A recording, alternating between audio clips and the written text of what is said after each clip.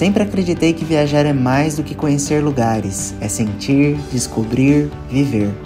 Como certa vez disse Proust, a verdadeira viagem de descoberta não consiste em procurar novas paisagens, mas em ter novos olhos. Cada destino me revela uma nova história, um novo olhar sobre o mundo. Quero compartilhar essa jornada com você. Vem viajar comigo!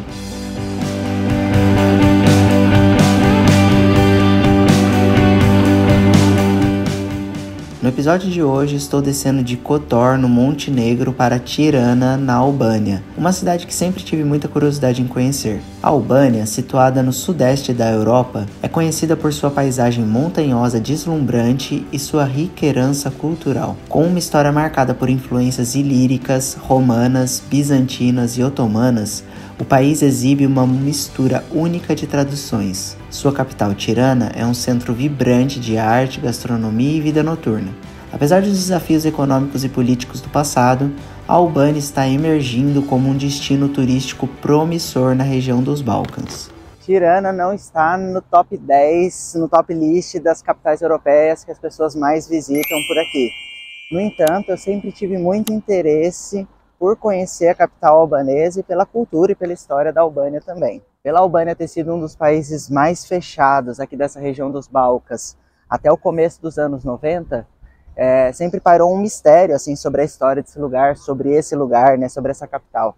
Então hoje eu vou conhecer um pouquinho, vou trazer isso aqui para vocês e vamos mostrar um pouquinho da capital de Tirana no vídeo de hoje. A resplandecente capital da Albânia encanta com sua fusão sublime de história e contemporaneidade. Os traços arquitetônicos exibem uma paleta de cores vibrantes, adornando suas ruas com um cenário digno de uma obra de arte. Sob os raios do sol mediterrâneo, cafés pitorescos convidam a mergulhar na rica cultura albanesa, enquanto a noite revela uma atmosfera cosmopolita e efervescente. Em cada esquina, Tirana revela seu encanto cativante, envolvendo visitantes em uma experiência memorável e sofisticada. Eu vou começar o meu passeio aqui da Praça Skanderberg, ponto focal da vida urbana da cidade, no coração da capital de Tirana, e daqui eu vou visitar vários pontos interessantes na cidade. No centro da praça existe uma estátua em homenagem a Skanderberg, um proeminente líder militar albanês do século XV e ficou conhecido por sua resistência contra o Império Otomano. A Ópera Nacional de Tirana é uma joia cultural que enriquece o cenário artístico da cidade. Com uma fachada majestosa e uma história rica, este magnífico edifício é um ponto focal para os amantes de música e de artes cênicas. A mesquita Etem Bey é uma importante obra arquitetônica e religiosa da Albânia. Construída no século XVIII, durante o período otomano, a mesquita é um testemunho da rica herança islâmica no país. Seu interior é adornado com intrincados detalhes decorativos, incluindo belos afrescos que retratam cenas da vida religiosa e cultural. Apesar das restrições impostas ao culto durante o regime comunista, a mesquita Etem Bey permaneceu como um símbolo de resiliência e é hoje um local ativo e um marco histórico para os habitantes de Tirana e visitantes. Nós visitamos o interior da mesquita e eu vou colocar algumas imagens para vocês também do interior da Catedral Católica, onde nós fomos à missa hoje. E é interessante porque como a Albânia ela viveu tantos anos de repressão religiosa, as igrejas, as religiões, elas tiveram que se reinventar depois da abertura do país para a religião, né? Em que sentido? Tiveram que se reinventar no sentido das construções mesmo, né? Porque no período da ditadura, a religião ela foi completamente banida desse país. Então, na Igreja Católica, vocês vão reparar uma arquitetura bem moderna, com elementos bem contemporâneos, e vocês vão ver, né, que de fato essa igreja ela foi construída agora, há pouquíssimo tempo, não é uma igreja muito histórica, por conta de fato dessa repressão que o país viveu com a ditadura contra a religião. Durante o período comunista na Albânia, que durou de 1944 até o início dos anos 90, o governo liderado por Enver Hoxha impôs uma série de restrições draconianas às liberdades individuais, incluindo a liberdade religiosa. Hoxha procurou criar um estado ateu, onde a prática religiosa era desencorajada e frequentemente reprimida. As restrições religiosas na Albânia sob o regime comunista foram extremas. Todas as formas de prática religiosa foram proibidas e as instituições religiosas foram fechadas, ou convertidas para outros fins. Mesquitas, igrejas e mosteiros foram destruídos ou transformados em locais seculares como armazéns ou instalações governamentais. Os praticantes religiosos enfrentaram perseguição, prisão e até mesmo execução por desafiar as políticas do governo comunista. Muitos líderes religiosos foram presos ou mortos e suas comunidades foram severamente reprimidas. O regime comunista via a religião como uma ameaça à lealdade do povo ao Estado e buscava erradicá-la completamente da vida pública. Essas políticas deixaram um legado de trauma e divisão na sociedade albanesa, e embora a liberdade religiosa tenha sido restaurada após o colapso do comunismo, as cicatrizes desse período ainda são sentidas até hoje. E durante a ditadura comunista aqui na Albânia, eles construíram muitos bunkers em todo o país. Inclusive, a Albânia ela é conhecida como o país que tem mais bunkers por metro quadrado do mundo, né? E depois da queda da ditadura, obviamente, esses bunkers foram desativados, né?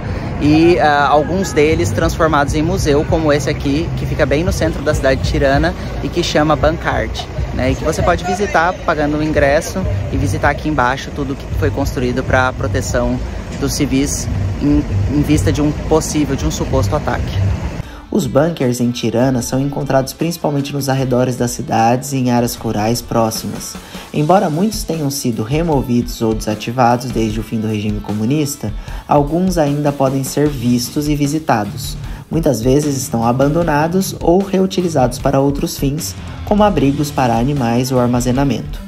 Hoje em dia, alguns desses bunkers foram transformados em pontos turísticos, museus ou instalações culturais, enquanto outros permanecem como testemunhos silenciosos de um passado tumultuado da Albânia. A presença desses bunkers continua a intrigar visitantes e serve como um lembrete das complexidades da história albanesa. Lá em Tirana tem muitas outras coisas para fazer, tem o New Bazar, tem um teleférico que te leva para visitar as montanhas no entorno da cidade.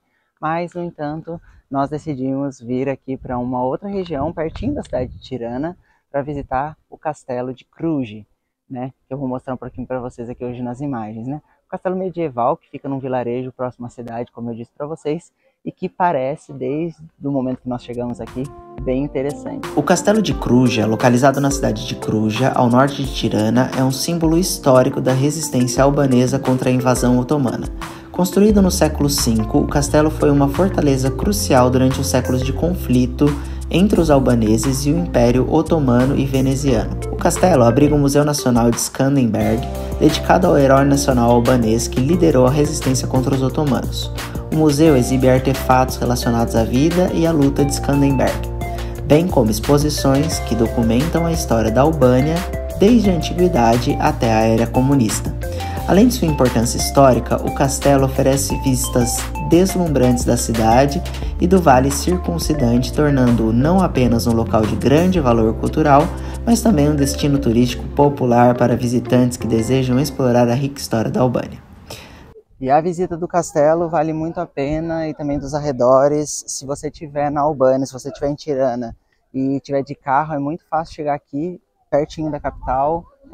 35 quilômetros mais ou menos vindo de Tirana. Demora um pouquinho porque as estradinhas são pequenininhas, são mais, tem pouca infraestrutura, mas você consegue chegar aqui sem problemas de carro.